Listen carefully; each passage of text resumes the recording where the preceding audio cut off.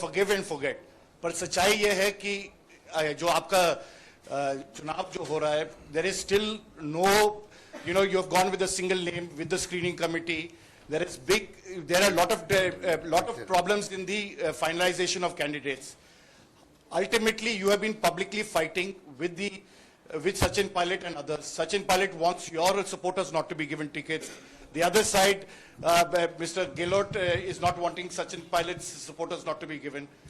Can you win this election with this kind of fighting that is taking place and public fighting that has carried on? And you said forgive and forget, but you also called somebody a traitor. So how do you go forward with that? आपने गदर का आप फिर question कर दिया। मैंने ये तो कहा आपको कि हम सब एकजुट थे, हम सब एकजुट हैं। जब उनके साथ लोग गए थे, उनके टिकट सब क्लियर हो रहे हैं करीब करीब। उससे बड़ा उदाहरण क्या मैं दे सकता हूँ आपको? एक टिकट पे भी मैंने ऑब्जर्वेशन नहीं किया हो मीटिंग के अंदर। उसे अंदाज कर लीजिए कितनी प्रकार की हमारी कितनी प्यार मोहब्बत आपस के अंदर है। एक सेकंड, अब एक सेकंड, अगर यही सवाल अलग अलग तरीके से दोहराएंगे तो फिर प्रेस वार्ता खत्म करें। नहीं, कुछ और सवाल है तो फिर आप पूछिए।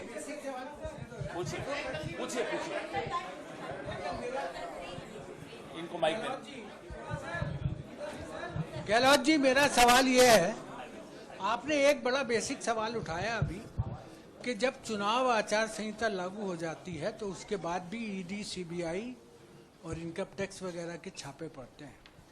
आपने ये भी कहा कि जब चुनाव आयोग को अधिकार है कि वो डीएम, एसपी बदल सकता है उसके साथ, और हमारे संविधान के अनुसार जो है जिस राज्य में चुनाव होते हैं उसका प्रशासन चुनाव आयोग के हाथ में आ जाता है।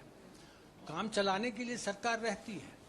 तो क्या आप ये कहना चाहते हैं कि जब चुनाव आचार संहिता लागू हो जाए उसके बाद से चुनाव आयोग ये सारी चीजें देखे और ये जो जितनी भी जांच एजेंसीज हैं इनका प्रशासन भी उसके हाथ में होना चाहिए? मैं नहीं चाहूंगा कभी, क्योंकि ये इंडिपेंडेंट एजेंसी हैं। नमस्कार, मैं हूं मानक गुप्ता। अगर आपको हमारा ये वीडियो पसंद आया हो तो इसे लाइक और शेयर जरूर करें, और हाँ, हमें सब्सक्राइब और फॉलो करना ना भूलें ताकि आप देश और दुनिया की कोई खबर मिस ना करें। तो जुड़े रहिए हमारे साथ और देखते रहिए न्यूज़ 24।